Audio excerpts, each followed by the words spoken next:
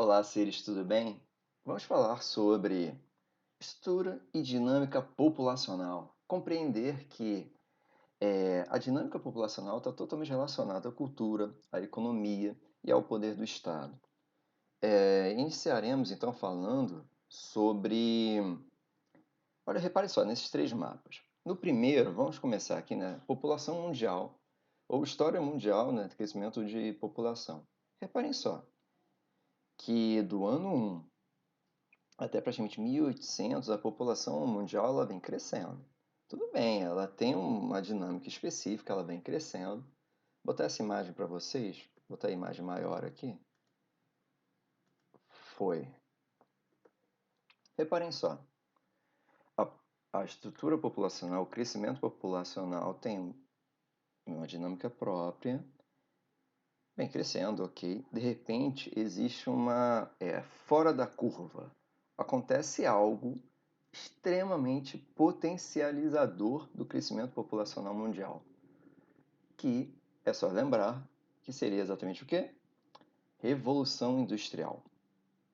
A Revolução Industrial, ela é a síntese do que o que nós vivemos hoje, na mudança da estrutura da dinâmica populacional.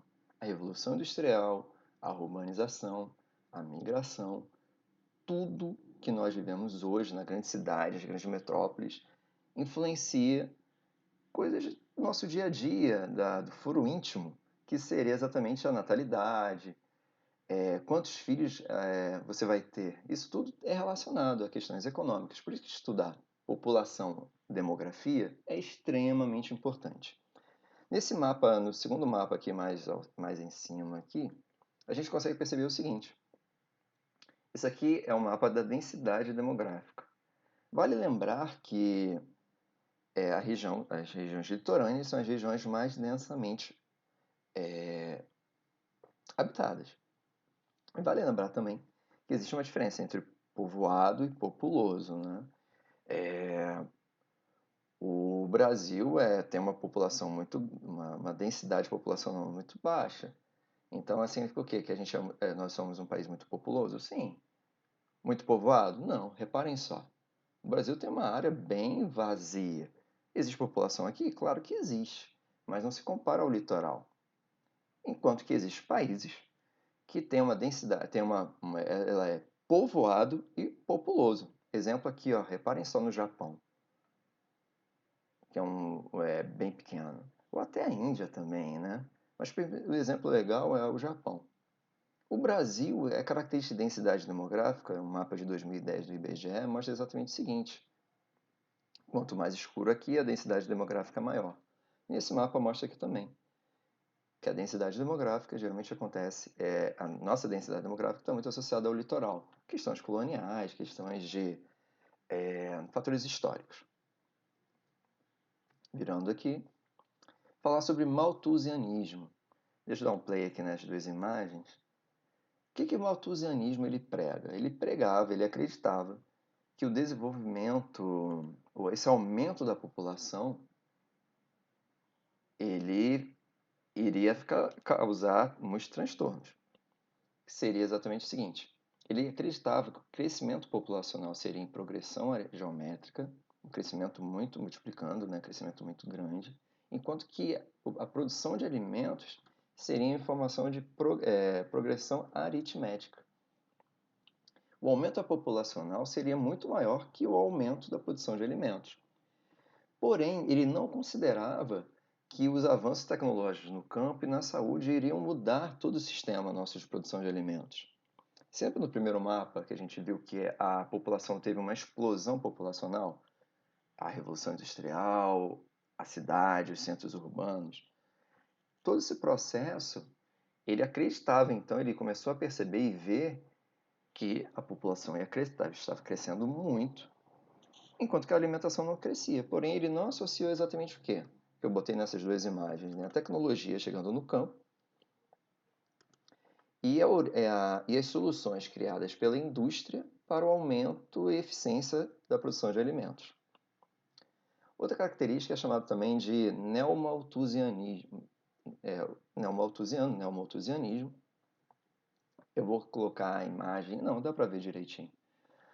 O neomalthusianismo é a ideia de 1950, 1970. O que ele prega? Ele prega o seguinte, que fecundidade, a fecundidade, a culpa da pobreza, a culpa da alta fecundidade, ela causa pobreza. É como se a gente colocasse o pobre, né, o nascimento dos pobres em si, como a consequência da pobreza. Então, o neomalthusianismo ele vem num caminho que faz exatamente isso, culpa a alta fecundidade pela pobreza da sociedade. Ele não considera, por exemplo, fatores históricos e econômicos. Por que determinado país ele é pobre? Ele não considera, ele bota exatamente na taxa de fecundidade, no índice de natalidade, a pobreza de maneira geral das sociedades, ok? Nesse processo, nesse entendimento de uma época, lembrando que foi um conceito criado no período dos anos 50 e anos 70. O que a China fez? A China pensou assim, olha, se não mudarmos a nossa taxa de natalidade, né, a fecundidade por mulher, o que vai acontecer? A China sempre vai continuar sendo pobre. O que eles fizeram? Eles fizeram uma política chamada política do filho único. Política do filho único. Você, por exemplo, uma família não poderia ter 2 filhos, não poderiam ter 3 filhos. E quais consequências?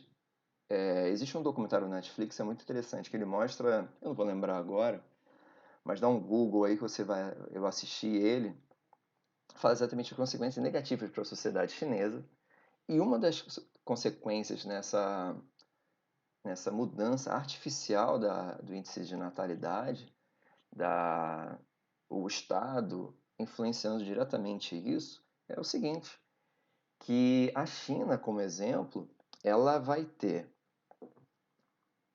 nos próximos anos, uma população extremamente envelhecida, enquanto que vai ter poucas pessoas em comparação à China, tá? A gente está falando de mais de 1 bilhão e pouco, mais de 1 milhão e 300 milhões de pessoas.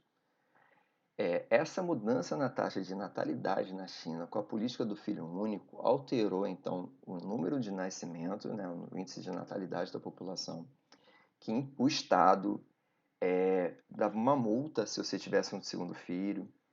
Existia casos que a criança era colocada em adoção. No documentário Netflix ele mostra isso, que pessoas no exterior, né, existia um esquema de adoção do governo chinês, meio camuflado, mas existia isso. Para esse excesso, você tinha um filho, de repente nasce um filho sem querer, você tinha que ou você pagar uma multa, mas a população muito pobre não tinha esse dinheiro. Era muito comum as pessoas colocarem a criança, abandonar a criança em grandes mercados, para ver se alguém passava lá e pegava. Muitas vezes existem relatos nesse documentário que mostra que a pessoa deixava o filho lá, e se fosse uma menina é pior ainda. Na cultura chinesa, eles consideram o homem como sendo melhor, né? Então a menina, então, se a menina nascia, você tem um filho, o primeiro filho é uma menina, eles colocavam para adoção, porque eles não queriam adoção. Eles abandonavam a criança em qualquer lugar, no terreno, qualquer lugar, porque eles sabiam que a política do filho único impediria que tivesse um filho menino. Você tendo uma menina, eles descartavam, ok? O neomalthusianismo, ele desconsiderava, então, fatores econômicos, fatores históricos, e a política do filho único, baseada nesse neomalthusianismo, alterou toda a dinâmica populacional da China hoje. Tanto é que acredita que em 2050, eu vou falar isso mais na frente, vai ter mais de 500 milhões de idosos na China. Então, a política do filho único acabou em 2015, por conta que eles perceberam que a dinâmica populacional, o nascimento de pessoas mais jovens, a população chinesa está ficando o quê? Envelhecida. E existem alguns problemas quando a população tem mais envelhecida, né? Ela está fora do mercado de trabalho, o aposentado, né? Ele está fora do mercado de trabalho, a dinâmica populacional, a dinâmica econômica, ela fica diferente. Vamos passar para outra imagem aqui. Falar sobre transição demográfica.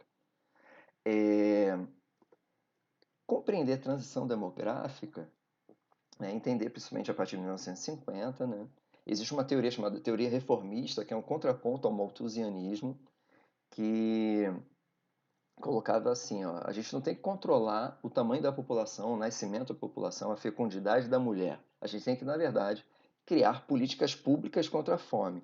E a partir de políticas públicas de inclusão, sei lá, tipo Bolsa Família, a teoria reformista coloca como exemplo, você não tem que alterar a dinâmica de crescimento populacional para fazer com que um país seja rico ou pobre, ok?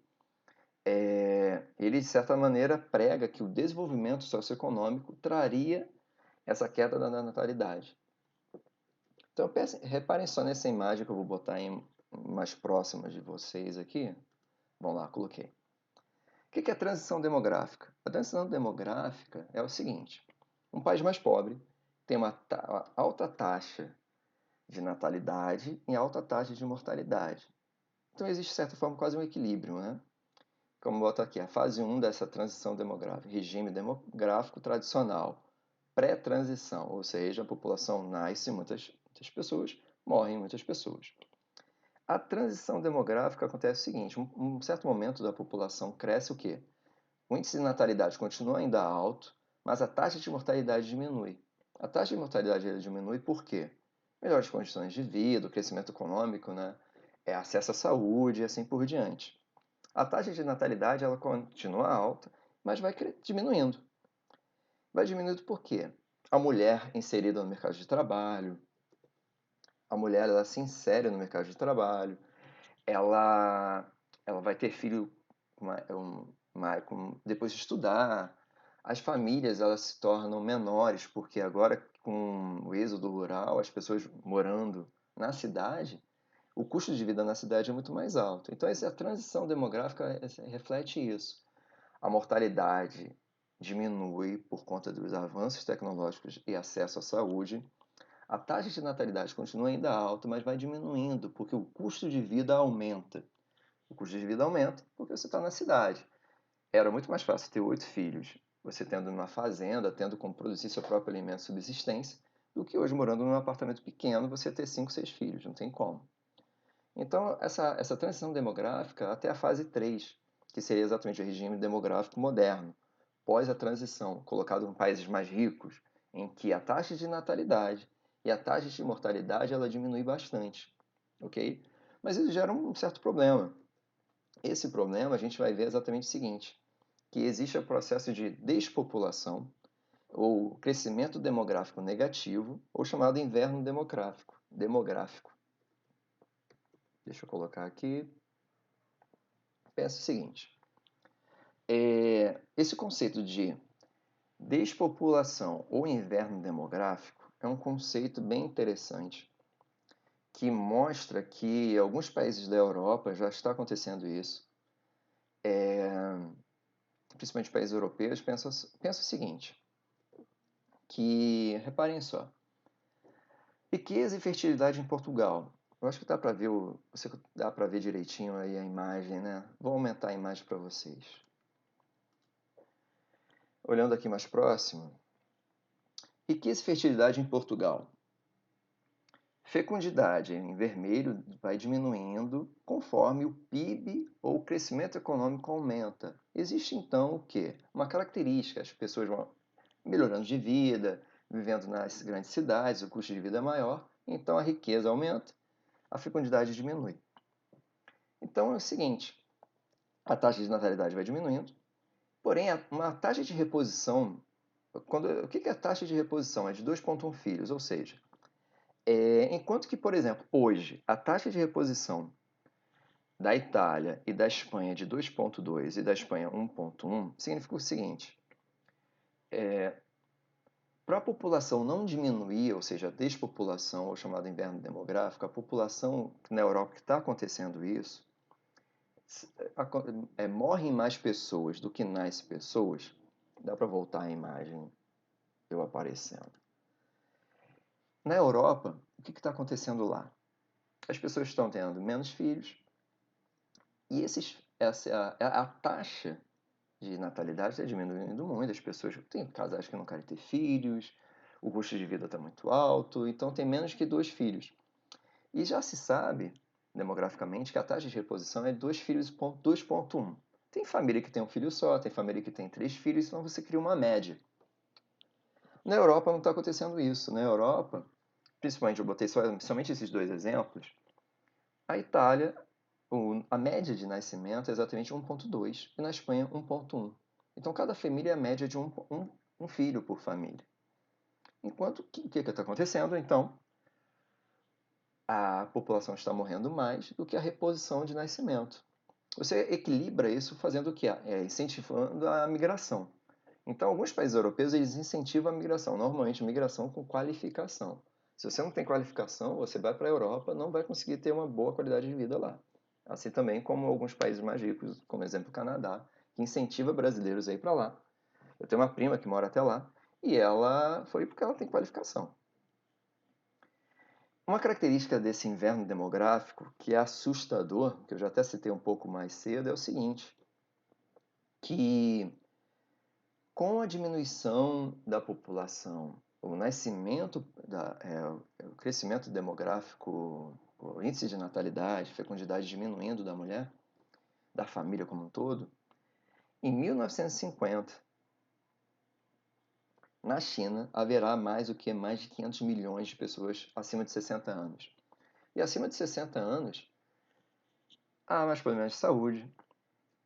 Geralmente, diferentemente de uma pessoa mais jovem que quer conquistar a sua primeira televisão, o seu primeiro carro, a sua vida de maneira geral, o idoso normalmente ele já tem a sua vida estabilizada. Então, economicamente é muito ruim. Mas eu quero mostrar somente, para finalizar já esse vídeo, mostrar o seguinte, que existe esse conceito de despopulação que está acontecendo na Europa hoje, que é o chamado de inverno demográfico. E estudar demografia é compreender a dinâmica populacional e a dinâmica do nosso futuro. E compreender também a importância que relacionar crescimento populacional e economia. E nesse momento agora, a China, em 2050, vai ter um problemão. Em 50 anos praticamente, né? E uma coisa interessante que eu tenho anotado aqui, que praticamente hoje, praticamente em todo o mundo, né, a taxa de natalidade reduziu a metade nos últimos 50 anos. Praticamente existem mais de 60 nações que a taxa de reposição não acontece. Praticamente 44% da população mundial nesses países, a taxa de natalidade é abaixo do nível de reposição, ou seja, no mundo como um todo, a população vai diminuir. Isso acontece, como a gente já viu, alguns probleminhas de seguridade social, o governo gasta mais, né, cuidando de uma pessoa mais idosa do que cuidando de uma pessoa mais jovem, ok? Abraços e até o próximo vídeo, ok? Valeu, gente, até!